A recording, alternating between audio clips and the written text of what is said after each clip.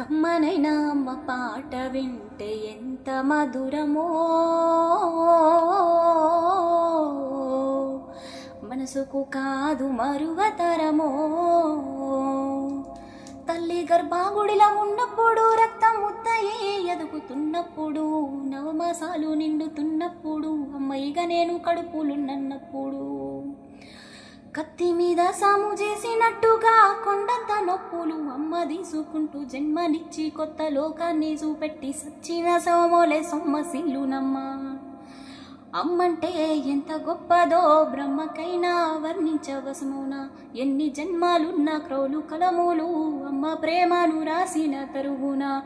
పొద్దు పొద్దున లేచి నీ నామమును తలచి నిన్ను పూజించిన నీ రుణము తీరునా అమ్మా.